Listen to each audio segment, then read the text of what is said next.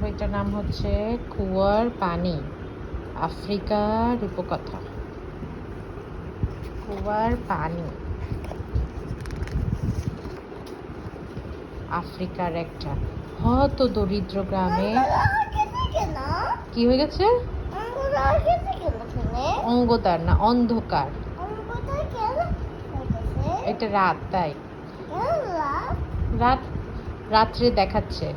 আফ্রিকার এক হতদরিদ্র গ্রামে বাস করত মাত্র 4টি পরিবার। প্রথম পরিবারের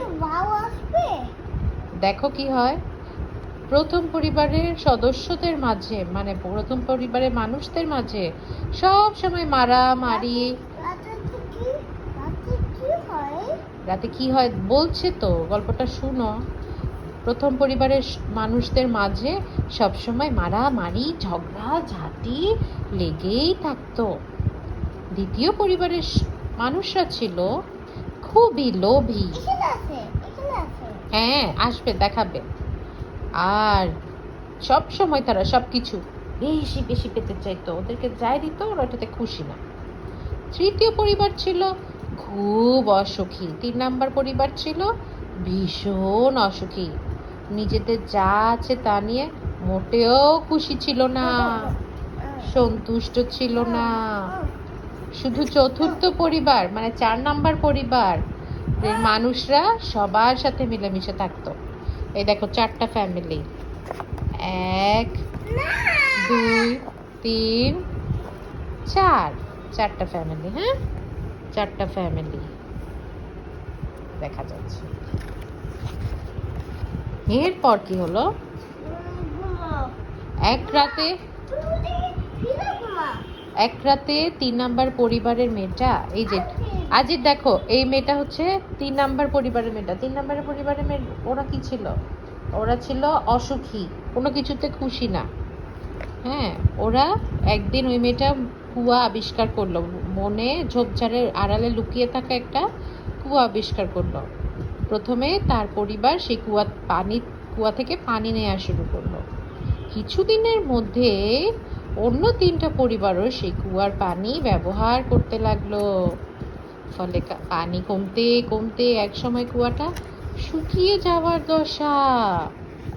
গ্রামের বুদ্ধিমান মাতব্বর গোপনে এই কুয়াটা সম্পর্কে আগেই জানতো। এটা হচ্ছে বুদ্ধিমান মাতব্বর, ও আগে থেকেই জানতো কুয়ার পানি শুকিয়ে যাচ্ছে।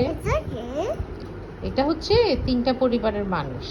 শুনে কি হয়েছে, কুয়ার পানি শুকায় যাচ্ছে শুনে তিনি একে একে 4টা পরিবারের সাথে কথা বললেন। তিনি তাদের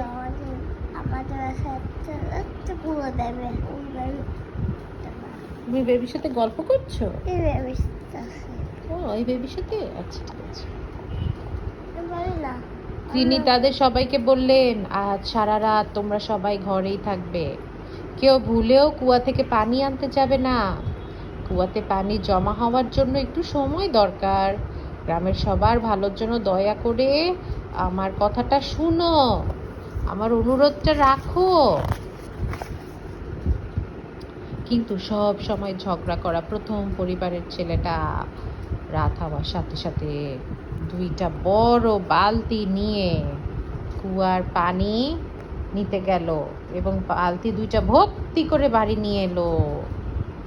এরপর দ্বিতীয় পরিবারের ছেলেটিও গোপনে 2টা বড় বালতি নিয়ে কুয়ায় গেল। সে এতই লোভী ছিল যে বালতি 2টা কানায় কানায় পূর্ণ করলো, ভোরে বাড়ি নিয়ে এলো।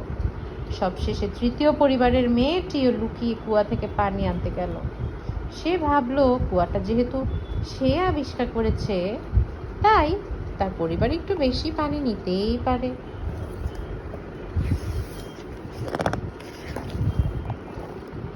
পরদিন গ্রামের মাতব্বর কুয়ার কাছে গিয়ে দেখলেন কুয়াটা খটখটে শুকনা, 1 ফোঁটা পানিও সেখানে নেই।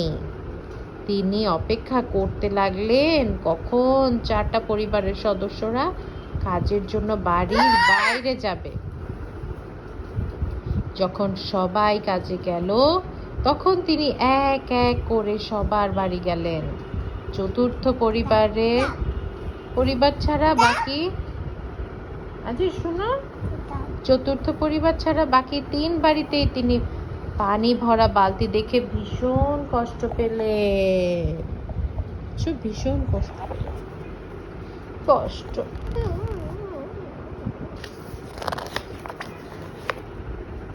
মাতব্বর সাহেব কুয়ার পানি সম্পর্কে জানার জন্য 4 পরিবারের সদস্যদেরকে নিয়ে সভা ডাকলেন। এই যে 4 পরিবারের মানুষরা আসছে। আসার পরে বলল,